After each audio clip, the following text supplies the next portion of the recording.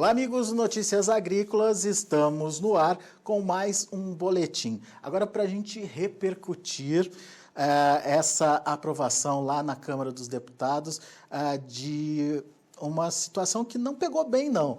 Pelo menos tem gerado muita polêmica, nas redes sociais a gente tem visto aí uma situação de indignação, mas enfim, os deputados tiveram a cara de pau de remodelar o tal do fundo eleitoral. Não dava para aumentar o recurso direcionado ao fundo eleitoral.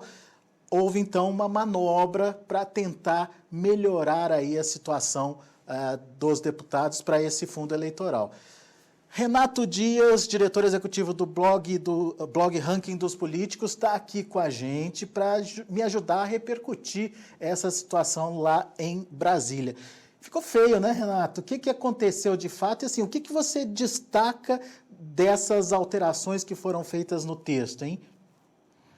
Olha, Alex, foi uma noite inesquecível, infelizmente para o mau motivo, né? Para o lado ruim da coisa dessa palavra, porque foi uma sequência ali de ações da Câmara, principalmente ali no comando do Rodrigo Maia, presidente da Casa, que levaram aí a essas alterações nas regras eleitorais, né? Tanto fundo partidário como fundo eleitoral também.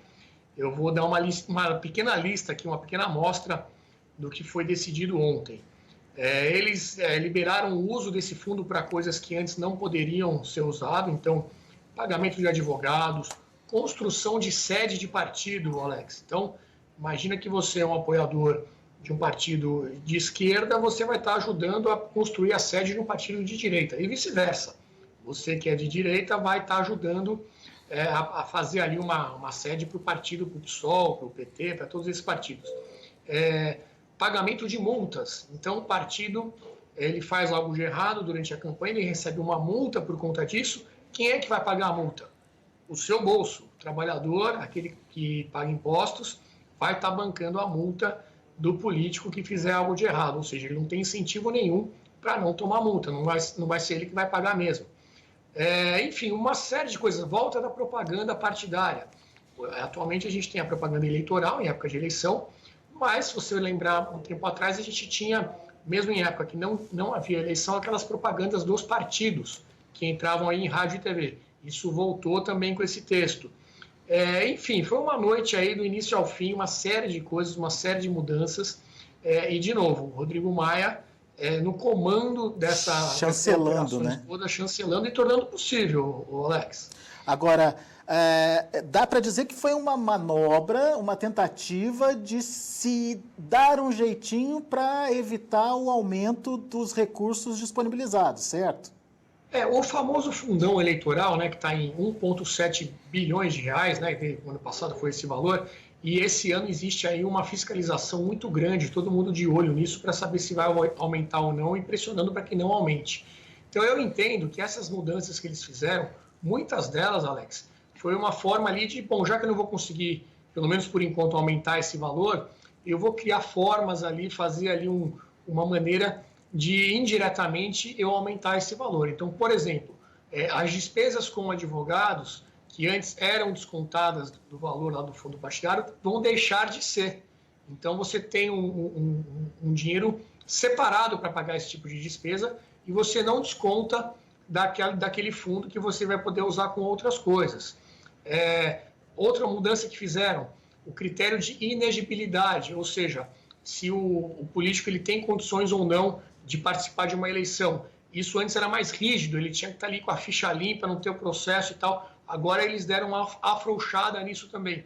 Olha, não tem mais ficha limpa, Renato? Tem ficha limpa, mas acontece que a data em que vai ser verificada a ficha foi mudada para evitar que ele seja cassado depois do registro da candidatura. São vários detalhes. É tanta coisa que fica até difícil da gente listar aqui essas mudanças. No site do Ranking dos Políticos, no políticos.org.br, a gente colocou lá quais foram essas votações e como votou cada deputado. Então, se o seguidor aí quiser dar uma olhada, ele vai entrar no políticos.org.br/leis e aí você vai ter esses requerimentos. Como é que funcionou, Alex? Só para você entender. Esse projeto ele veio do Senado, né, com as alterações feitas pelo Senado. A Câmara havia aprovado tudo no início do mês. O Senado corrigiu essas barbaridades todas e aí voltou para a Câmara e eles derrubaram tudo o que o Senado havia corrigido. Então, os destaques que tem lá, o destaque para não deixar construir sede de partido. E aí foi votado especificamente isso e mantiveram essa possibilidade. Destaque para a contratação de advogados com dinheiro público. Mantiveram isso daí também. E por aí vai. Tem uns 6, 7 destaques que foram votados. Houve também um problema muito grande em relação à tramitação dessa votação, Alex, porque acontece o seguinte, quando você começa uma sessão, existe uma lista ali de pautas, né, uma lista de projetos que vão ser avaliados, e esse projeto especificamente não era o primeiro da fila, ele estava mais para frente, haveria outras discussões antes do que esse assunto. O Rodrigo Maia foi lá e inverteu essa ordem, colocou esse projeto para ser o primeiro a ser discutido. Isso às vezes acontece quando há um acordo entre os líderes dos partidos, ou até mesmo um pedido formal de algum deputado, de algum partido, existe uma votação, se decidirem que tem que inverter, é invertido. O presidente da casa, o presidente da Câmara, tem poder para fazer essa inversão, mas não é o que acontece geralmente, é algo que a regra geral segue esse princípio que eu expliquei. O Rodrigo Maia ontem já chegou e já inverteu de cara, sem falar com ninguém, sem ter nenhum pedido, nada disso. Uma deputada do Partido Novo, Adriana Ventura, aqui de São Paulo, questionou em relação a isso. Poxa, presidente, não está na ordem aqui, esse projeto é mais para frente. Não, mas eu vou mudar, já resolvi que vou mudar. Mas, presidente, ninguém pediu, não tem acordo de líderes, nada disso. Não, mas eu sou o presidente. Ou seja, ditadura ali na cara dura. Ó, eu mando, eu que resolvi, vai ser assim e pronto. Houve pedido de retirada de pauta do Partido Novo, também foi rejeitado. E aí vieram todas essas votações e essas mudanças foram sendo confirmadas, Alex.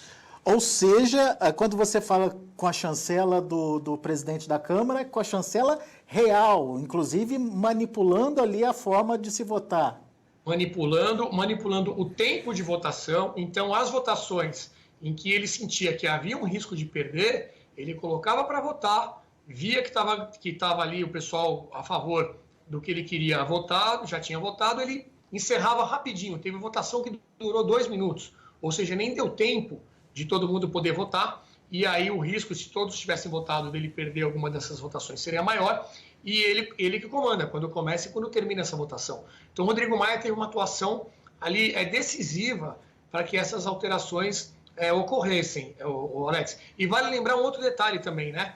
Ontem, o que a gente teve ontem à noite? Estava todo mundo com as atenções voltadas para a final da Copa do Brasil, campeonato de futebol importante, aí todo mundo acompanhou.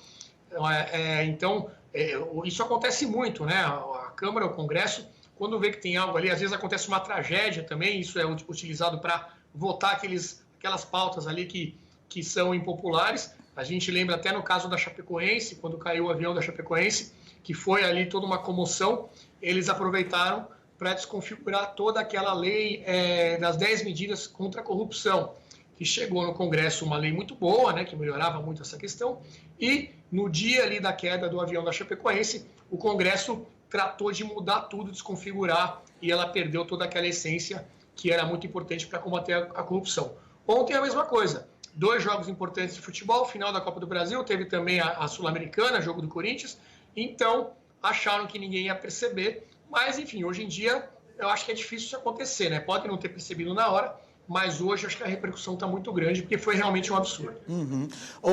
Renato, o que eu observei nas redes sociais, pelos comentários que eu pude acompanhar, principalmente da postura dos novos eleitos, que muitos dos novos eleitos exerceram a velha política. Isso é fato?